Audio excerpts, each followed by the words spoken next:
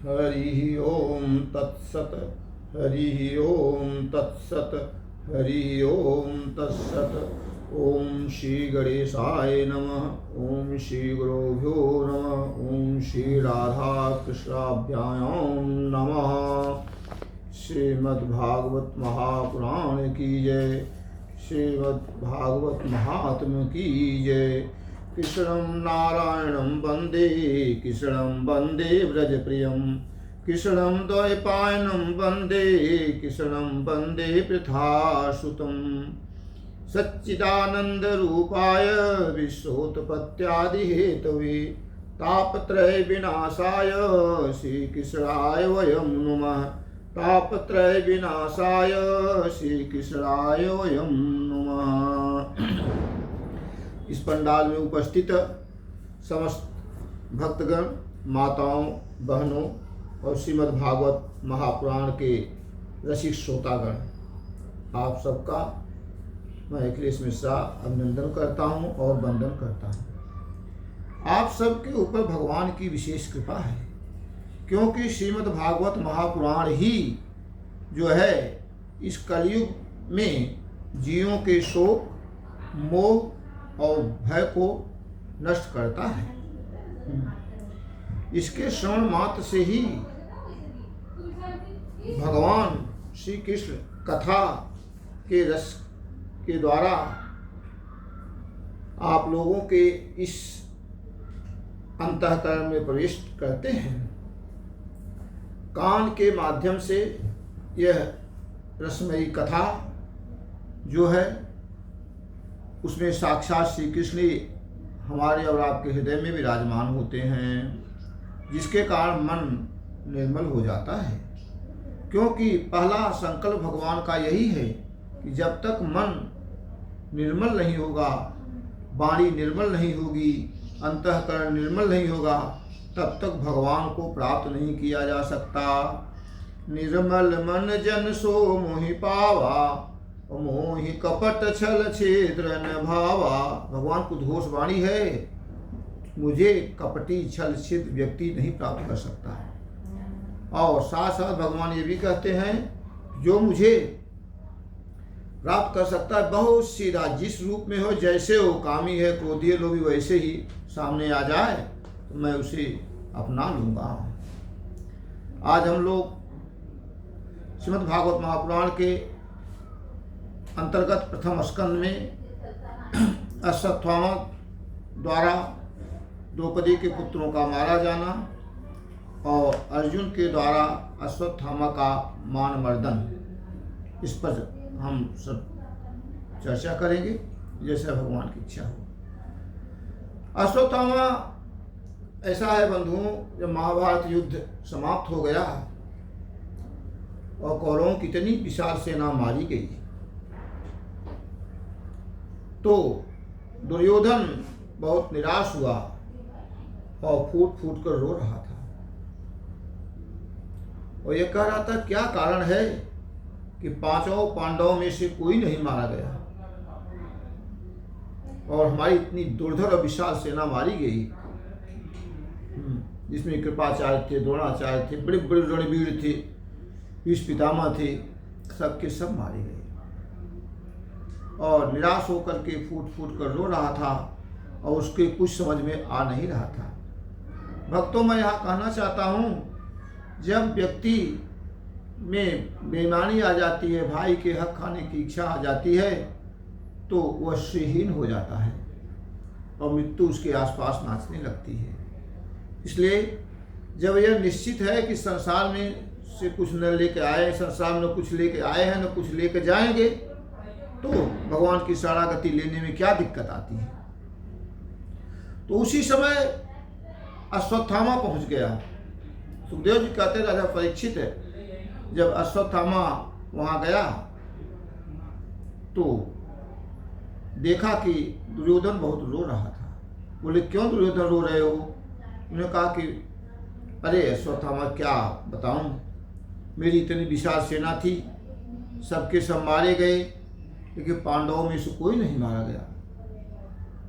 मैं इस बात को समझ नहीं पा रहा हूँ, ये सब कैसे हुआ। अश्वत्थामा ने कहा, दुर्योधन इसका कारण मैं बताऊं? कहा हाँ। जब दुर्योधन कहा करे आपके पिताजी तो बलशाली भी तो थे। उन्होंने कहा कि ऐसा है कि आपकी सेना में जितने लोग युद्ध कर रहे थे, जिनको आप बहुत बलवान बता रहे हैं, शक्तिवान बता रहे हैं, वे सभी शरीर से आपकी तरफ थे और मन से जो है अर्जुन की तरफ थे। क्योंकि जहाँ पर धर्म होता है वहाँ पर भगवान श्री कृष्ण होते हैं, और जहाँ भगवान श्री कृष्ण होते हैं वहीं पर जय होती है। ततो धर्म जतो धर्म ततो जय।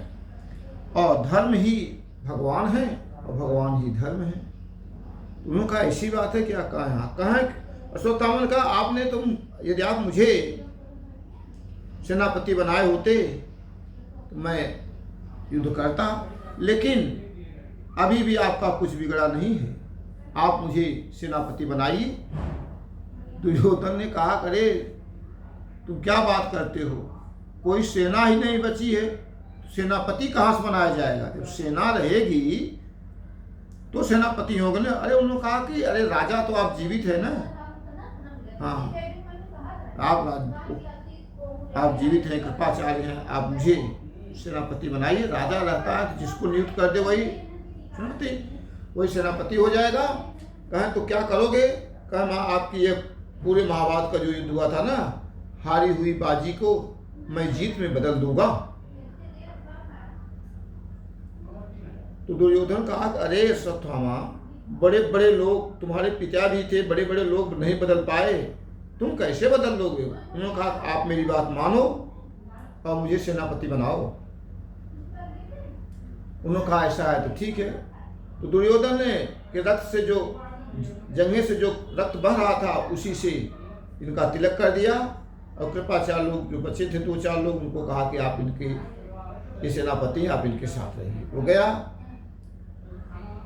अंधेरी रात थी और कृपाचार्य को दरवाजे पर खड़ा कर दिया और कहा कि आप लोग यहीं रहिए और देखते रहिए, और मैं 5 पांडवों का सिर काट करके लाता हूँ अभी। ऐसा कह करके वह शिविर में अंधेरी रात में प्रवेश किया। अश्वत्थामा बड़ा क्रूर और निर्दयी था। उन्होंने देखा कि 5 लोग सो रहे थे, पूरा सिर ढका हुआ था चादर से। वह जब व्यक्ति मारने की में जब व्यक्ति में तमोगुण बढ़ जाता है तो हिंसा की प्रवृत्ति बढ़ जाती है। जैसा कि मैं कई बार कह चुका हूँ, यह शरीर रजोगुण, तमोगुण, सतोगुण से बना है। जब सतोगुण होगा तो आप भगवान कथा सुनेंगे, जब रजोगुण आएगा तो अहंकार आ जाएगा, क्यों कथा में जाऊँ, मैं हूँ सब कुछ करता धरता। और जब तमोगुण आएगा तो हिंसा मार काट करेंगे, लोग अपने अपने को ही मार रहे हैं। कलयुग तो आप देख ही रहे हो, लोग खुद को सुसाइड कर ले रहे हैं मारकर। वह उसमें तमोगुण बढ़ा हुआ था। उसने अंधेरी रात में देखा 5 लोग सोए हुए हैं, और जा करके ऊपर से ही तलवार की तेज धार से 5 का सिर काट करके लेकर के आया। बंधुओं माताओं, यह काम करना बहुत कठोर है। जो महापापी होता है, जिसमें लगभग 100% तमोगुण बढ़ जाते हैं, वही यह कार्य करता है। लेकर गया और बताया, कहा दुर्योधन देखो मैं 5 का सिर काट कर लाया हूँ। धृतराष्ट्र भी वहाँ थे। उन्होंने कहा भीम का सिर मुझे दो जरा। भीम का सिर ने दबाया तो पिचक गया, और सबका सिर देखे तो पिचक। उन्होंने कहा नहीं, पांडव 5 का सिर नहीं, भीम का सिर इतना कोमल नहीं हो सकता। देखो कौन कौन है। बंधु जब देखा तो उनके 5 पांडवों के 5 पुत्र थे। धृतराष्ट्र ने बहुत धिक्कारा, कहा अरे अश्वत्थामा, तुमने तुम्हारे जो वंश में बचे हुए तुम सबको नाश कर डाला, बड़ा गलत काम किया। तुम्हें ऐसा नहीं करना चाहिए था। अब लेकिन बंधुओं, घटना घट गई। दुर्योधन को भी बड़ी ग्लानि हुई। इतना निष्ठुर होने के बाद भी उसने कहा, मैंने इन 5 छोटे छोटे बच्चों की हत्या के लिए नहीं आपको भेजा था, हम 5 पांडवों के लिए भेजा था। अगर 5 पांडव जीवित हैं तो फिर मेरे मन में जो संतोष होना चाहिए नहीं है। आपने बड़ा मैं पहले बहुत दुखी था। आप, अरे दुर्योधन, तुमने मुझे, उन्होंने कहा कि अरे अश्वत्थामा, आपने तो मुझे और दुख में डाल दिया। इन 5 छोटे छोटे बच्चों को, जो कि निरपराध थे, कोई गलती नहीं थी, इनका सिर काट कर लाए। ऐसा तुम्हें नहीं करना चाहिए था। बंधुओं, ये आत्ताई जो छोटे बच्चों की हत्या कर देता है, आत्ताई होते हैं। कुछ श्रीमद् भागवत महापुराण में आत्ताइयों की चर्चा की गई है। कौन कौन सा आत्ताई जो श्रीमद् भागवत महापुराण जो छोटे बच्चों की हत्या करता है, आत्ताई होता है। जो किसानों जो फसल एकत्रित होती है, जो उसमें आग लगा देता है, आत्ताई होता है।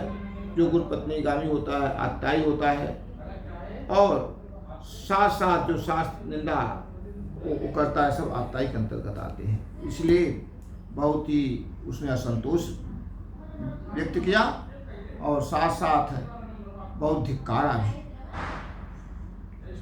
जय जय जय श्री राधे, जय जय जय श्री राधे, जय जय जय श्री राधे।